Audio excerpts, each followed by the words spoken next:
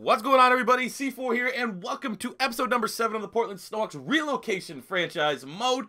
Week 4 is upon us. So at the end of this video, as promised, if you are a Patreon, you probably want to stick around as we will be doing a quick stat recap of everyone else around the league as well as our Portland Snowhawks. But before we jump into this big-time battle against the 0-3 winless Jacksonville Jaguars, we're 2-0-1, trying to remain undefeated, we need to welcome 5 new Patrons to the squad. So if you guys do want to get involved with this series, get a player in this franchise mode. My Patreon page is in the description below. You guys, your support has been absolutely, it's unbelievable. I never would have thought this many people would like to support me and help me out, and so I can keep doing what I want to do on YouTube. And it's been outstanding. We got 5 more guys that we need to welcome to the ranks, and we will try to go through here. The first time, I'm recording the second time because the first time I did it, it took me like 8 minutes. I was like, no one wants to watch that. So first thing up first is there's a new quarterback in town for the Kansas City Chiefs, and I recommend if you have yet to support, this is maybe the way to go because the Snowhawks really is filling up right now with players. We have a new quarterback for the Kansas City Chiefs. They decided to flip Alex Smith for some picks. They might have Patty Mahomes, but they went out and got Steve Howarth, the quarterback from Rutgers, 83 overall, superstar dev trade, and I love this thinking. This is awesome thinking. If you can't get on the Snowhawks, what's the next best thing? Go to a divisional rival. Now with Howarth, 83 superstar, he's probably going to be a thorn in the side of the Snowhawks for the remainder of this series. That's the kind of way you guys got to think about. And now, you know, Kansas City Chiefs, divisional rival, they may have the best quarterback in the league in a year or two. And how are we going to be able to compete with that? We need to find that way. So Howarth here is taking over the reins, may be the guy that can help Andy Reid get his Super Bowl. Who knows? But big player there, big time find for the Kansas City Chiefs. Now we have 4 new players for the Portland Snowhawks that we need to welcome to the squad. First one up, we will go actually to the defensive tackle spot. And we need to welcome John Jett to the squad from Clemson, an undersized nose tackle, went undrafted, went to the CFL to try to do his thing up there. But what we saw was a guy that will be a perfect scheme fit for a 4-3, 75 overall, quick dev trait. Right now, you know, who knows what he's going to be at the end of the season when Sharif Floyd comes back. But in the meantime, until Sharif Floyd can come back from injury, which is still a couple weeks, maybe, Habs Ashby and Jett look to be a formidable interior for our defensive line. Moving on to our center. This guy here, another player that was just shrewdly underlooked. We have Bryant Thomas, a center from Ole Miss, able to grab him off the wire because he was a two-way player at Ole Miss. Played a little defensive tackle, but what we saw, and our coaches scouted, they said, this guy's a center. He played center. He's a two-way player, old school, like a Chuck Bednarik type. And we saw him as a center. He's a 77 overall with a quick dev trade and looks to lead our line for the foreseeable future. So a big-time ad there for the Portland Snowhawks as we look to try to establish the run. Looking here at the safety spot, we have a new free safety, Michael McKenzie from Queen's University up here in Canada. So much like the CFL scout, you know, there's influencers here. It might be owned by Phil Knight of Nike, but there's Canadian backers saying, hey, check out the CFL, check out Canadian universities. And Michael McKenzie from Queens, 77 overall with a quick dev trait, certainly is a guy that you need to get a watch because he could very well be our starting free safety before too long. Has a good competition with Jalen Collins and Desmond King, but he could very well be our starting free safety in a week's time or two. And lastly, to welcome to the squad, we have Power Back City, Hudson Merrill, 87 overall fullback, superstar dev trait. He's a monster, an absolute monster. Nicknamed the H-Bomb. Think Mike Allstott, except with a Boston accent. 95 trucking, 87 acceleration, 81 impact block, 85 speed. This is going to be the guy. 3 yards and out, he's getting the ball, and very, very pumped to have this guy leading the way. The polar opposite of Tim Whetstone, 5'5", 180. Just seeing these guys standing there, they don't look like they're the same species. But Hudson Merrill is here, and we are ready to go with the Portland Snowhawks week number 4 against the Jacksonville Jaguars. As always, guys, after the gameplay, if you're a Patreon, more importantly, stick around because we will be doing a quick stat recap of everyone that has supported my page thus far and how they're doing in this franchise save. Without further ado, let's jump into this game against the Jacksonville Jaguars and try to remain undefeated. All right, it's 4th and 1, and what's the point of having a superstar fullback if you don't use him? Let's bring in Merrill. Let's go, baby. Let's go, baby. Oh, it didn't work. Oh, it didn't work. It didn't work. Oh, that was hyped up for nothing. Come on. That's offensive line's fault, though. Look, he broke the first tackle behind the line of scrimmage. You can't beat the whole defense. Oh, let's go. Garrett Hoey with the sack. Getting there with Jay Habs Ashby. Look at that. Excellent play. Excellent sack on Blake Bortles. We weren't biting on that play action pass. Look at this. Just running free. Chop block. Failed attempt. Let's go. All right, here we go. 3rd and 6. Let's go defense. Bend but don't break. They're like right outside field goal range. We'll be Joey Bosa. Trying to pick apart, I don't know, Parnell, whoever this tackle is. Oh, Jay have Ashby so close. And Nick Gavigan comes up to make the stop short of the first down. 4th and 2. What probably the best tackling corner in the game right now, even as a rookie. All right, says try the 61-yarder. I don't know if we have the leg. Oh, there's lots of wind, though. Oh, that might be good. For 61 yards, Garrett. Oh, Buckley. Pierce Buckley with the 61-yard kick to pull this game within 3. Oh, it's gone. Another sack for Garrett Hoey. Brings down Blake Bortles with one hand, forcing a 3rd and 17. Our defense is bailing out our offense right now.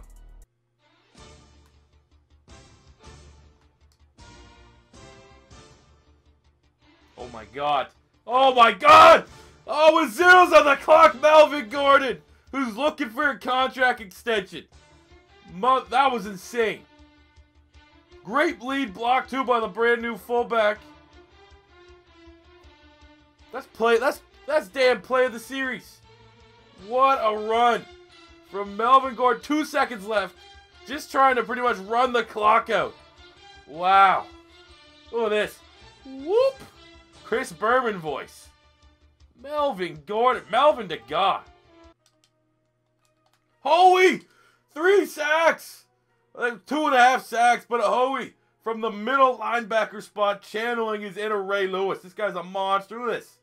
Breaks off free. The shout out to the running backs of the Jags. Just being, you know, liabilities. What a sack. Let's go. Oh, Joey Bosa with the sack. And there's an injury timeout. Wonder who got that. Please don't be on me. We're bringing the heat. Look at that. Joey Bosa getting right in the backfield.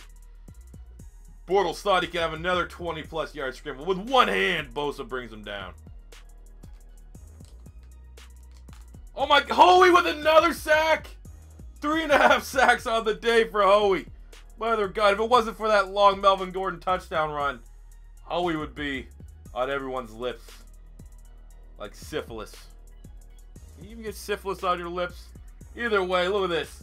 Excellent form tackle. He's gonna, Blake Bortles is gonna have nightmares of Hoey for years to come. After the four and out. Let's see, off the 1 yard line, can we get this fullback in to score? There we go, finally makes amend. And Merrill gets in.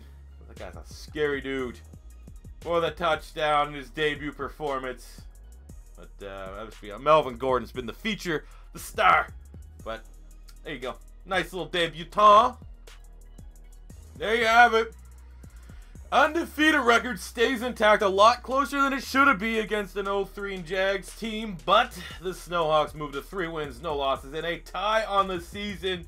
Thanks up to a run game and a defense. We won this game through old school style of football. Looking at the Snowhawks. Again, more questions for Phillip Rivers. How tight should his leash be? Maybe let me know in the comment section below. As far as a running attack, Melvin Gordon, 133 yards and a touchdown. Hudson Merrill, the fullback, got his debut touchdown as well. As far as receiving concerned, Lindquist, 5 catches, 82 yards. Our primary receiver, Mack, with 23 yards. Weston, 18 yards. Again, you know, nothing really impressive through the air. As far as blocking, we got a pancake and a sack from Casas. We got a couple pancakes over. We got Munson with a pancake and a sack. Looking like an IHOP over here. But there you go. 12 tackles, a tackle for loss, and 3 sacks for Garrett Hoey. What a game. We got 2 sacks, Joey Bosa, Phylon, Habs, Ashby, and Samaan all got half sacks. But that is a performance and a half. That is a career performance for Garrett Hoey here as a rookie. That's, wow, great game. So what we're going to do, fellas, is we're going to pop out, look at the players of the week, and then we're going to take a look at everyone else around the league of the Snowhawks franchise to see how all the Patreons are doing, and then we'll wrap up here with episode 7. So looking at players of the week for week 4 in the NFC, Mason Rudolph on the New Orleans Saints had 3 total touchdowns, 322 passing yards, as he got player of the week. For the defense, our boy Timmy Jernigan on the Philadelphia Eagles, 14 tackles and 2 sacks. Looking at the AFC offense, went to Derek Carr, who had 232 passing yards and 4 touchdowns. And then our boy, Garrett Hoey, with 12 tackles, 3 sacks, got beat up by Howard Wilson of the friggin' Browns. A tackle, interception, a forced fumble, and a touchdown. I disagree, but those are your players of the week. Now let's get a quick stat roundup for all the Patriots. Alright, so now it's time to review and see at the first quarter anyway, of the regular season, where our Patrons are at, and what we are going by is just by position, all the varying positions that we have. So we're starting with the quarterback spot, and we have our backup here, Brian Dempsey, who there is maybe some rumblings, could be getting ready to outseat Philip Rivers for the starting QB job with the Snowhawks. He has 2 for 3 for 38 yards on the season, and he also has 25 rushing yards as well as a touchdown. Looking at a newcomer here with the Kansas City Chiefs at the quarterback spot, Howarth, a brand new starter there. In his debut performance, not so hot, 237 passing yards, a touchdown, and a pick with 1 sack. But, you know, the future is bright. We'll see if he can build upon that. Moving to the running back spot, we have Cornelius Equinox here with the New York Giants as running back 2. And on the year, 14 carries, 38 yards, but 2 rushing touchdowns. So I assume when all said and done, he's a big guy. He probably will vulture pretty much all the touchdowns away from Paul Perkins. Going to the Snowhawks, where we have a remainder of our running backs. We got Tim Whetstone, who has 24 carries for 100 yards and 2 touchdowns, as well as having 5 catches, 56 yards, and another touchdown. And he is our big-time return man. He's averaging 19 yards a return, 95 yards there. And in the punt game, 8 returns for 175 yards. He may be the best punt returner in the game. And then now we have the newcomer here. Where is he at? 1 touchdown, Hudson Merrill. We all saw his debut performance. But again, we'll be trying to feed him a little bit more in the red zone to protect and try to keep Melvin Gordon as healthy as possible. Next up, at the wide receiver spot, we have 2 wide receivers here on the Portland Snowhawks. First up, Tristan Lindquist, 21 catches, 335 yards, and 1 touchdown. Someone that comments compared him to Allen Robinson last year in our Huskies revival, or rebuild, relocation, whatever you want to call it. And I am getting those vibes here from Lindquist. We also have Mack, who has 9 catches, 167 yards, but 4 touchdowns. He's our own little mini Jarvis Landry, and 4 touchdowns is very impressive thus far. Next up, on the Buffalo Bills, we have Muhammad Abdullahi, who's trying to find a way to get a little bit more involved. He's currently fighting for the wide receiver 3, aka slot spot. 2 catches, 21 yards right now for the Buffalo Bills, but still fighting for more snaps. University of Manitoba, let's go. Moving to the Miami Dolphins, we have Miles Jordan, who has 13 catches, 240 yards, and 3 touchdowns on the season for the Miami Dolphins. That is a very, very good stat line for him. And then last but not least, we have the Pittsburgh Steelers, Benjamin Dubuque, who is trying to get, again, another one of those fringe guys trying to get into the slots category. 2 catches for 30 yards. I wonder if he's returning for them as well. He is. 4 returns, 94 yards, so really good in the kick return game, and he's their punt returner, so big-time valuable special teamer there for the Pittsburgh Steelers. Next up, at the tight end position, we have 1 tight end, and we're going all the way to the San Francisco 49ers, and that is where we have Nick Caruso, who currently is the starting tight end after Gary Barnes has mysteriously been released from the 49ers. Caruso, I think he only had 1 start, 3 catches, 19 yards. Again, not a prolific offense here in San Francisco, but he is the starter and trying to build long-term as this team rebuilds in San Francisco. For the offensive line, we will go to the Snowhawks first and foremost. See how the pancakes are going, see how the sacks are going. We have, first up, Bryant Thomas, a newcomer He played 4 games. He's given up 2 sacks. I don't know why they don't show pancakes here. Munson, 3 sacks. Casas, 3 sacks. They're still my dogs, all right? They're still where my dogs at, you know? They're getting the job done. The run game's still working here for Portland. And then we have one on the Seahawks, Noah Hanfelder. Come on, let me go to him. Who, in 4 games, has yet to give up a sack. So I guess right now you could say Noah is the most prolific offensive lineman yet in the save. I mean, how do they run the ball, though? Let's be honest. Well, that's actually Chris Carson and Rawls aren't doing too bad of a job. So credit where credit is due for Hanfelder. Looking at the defensive line, we will go to the New England Patriots first and foremost, where they have Austin Knighton at defensive end. Mr. Knighton, there you go. He has 3 tackles, no sacks on the day, but he is a starting defensive end, and I'm sure those stats will come sooner than later. Going to the Kansas City Chiefs. See, people want it. I don't know why. People are loving being members of the Kansas City Chiefs. We have Julian Mancini, who has 2 tackles and no sacks as a starting defensive end. So, you know, again, very much like Knighton, I assume it will come sooner than later. Wrapping up with the Portland Snowhawks, we have 2 guys on the interior. We have, first and foremost, J. Habs Ashby, who has 6 tackles on the year, 2 tackles for loss, and a sack and a half. And making his debut performance, we have John Jett, who, you know, not bad. You know, they should show pressures. I think he had 2 or 3 pressures in that game. But it was just, he's only been on the team for 1 game. The CFL prospect looking to make an impact in the coming weeks. Next up, it's the linebacker spot.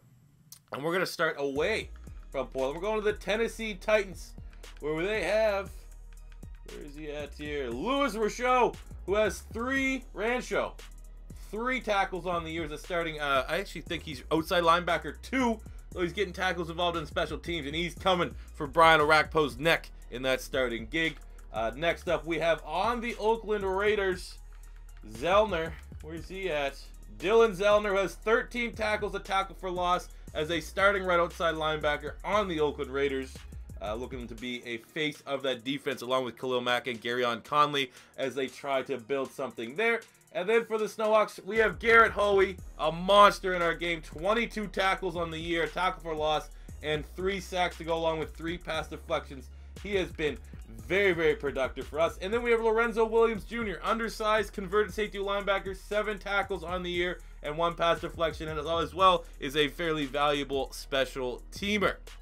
Moving into the secondary, we have Mr. Gavigan, who made probably the dopest pick that we've had all year. On the year, he has 11 tackles, an interception, and 2 pass deflections, bringing back white guy corners. And speaking of white guy corners, we have on the Miami Dolphins, where is he, Fulmer? Mr. Fulmer, where you at, sir? George Fulmer, the starting nickel, 6 tackles on the year, 1 pass deflection. White corners, they're coming back, people. They're coming back. Looking at the safety position, we're finishing up here. We have Matthew Samaan, who is down, let's get for total tackles. He's probably close to there. So on the year, 14 tackles for the massive hitter and a sack and 1 pass deflection for a guy that a lot are considering the hardest hitter in the league right now. And we also had the newcomer, Mr. McKenzie, who in his debut performance had 3 tackles and 3 pass deflections. So a big debut there for the Queens University prospect. Well, he was a prospect, now he's a product. And last but not least, we have the Cleveland Browns, who have Jacob Showers, who has 27 tackles, a tackle for loss, and 3 pass deflections on the season as the starting free safety here with the Cleveland Browns. Last but not least, we have kickers. We got to show kickers some love. So we have, on the Kansas City Chiefs, Mr. Chris Hilldrup, who has 3 for 3 with a long of 40. Perfect. 100% execution. The excellence of execution. Chris Hilldrup from Kansas City. And we have on the Portland Snowhawks, Mr. Buckley, who's 8 of 9, a long of 61, has made 92% of his extra points. You know, a lot of cheese that we've featured, but he's a beast kicker and a big enough leg that the best field goal kicker on YouTube could take advantage. So there you go, guys. That is a stat update for everyone that has been involved with the Patreon. Thank you guys for sticking through this point. As well, if you're sticking through here and you're not a Patreon and you can get involved, feel free. The link is in the description below to get your own prospect featured here on this series. We're really running out of spots to be featured on the Snowhawks. I mean, looking at it, I mean, we could get rid of some of the actual players, like a left guard, perhaps, and stuff like that. Tight end, too. But really, I think the best approach if you want to get involved is start looking at rivals. Start looking at teams where you could be a starter right away. That might be best suited. But, you know, the world's your ocean. Swim in it as you like. Thank you for watching the newest episode of the Portland Snowhawks franchise mode. A little bit longer. Every 4 episodes, it will be a little bit longer because we're doing a stat recap. But it is what it is. If you like this video, first time stopping by, don't be afraid to hit that subscribe button. And until next time, it's C4 saying peace out.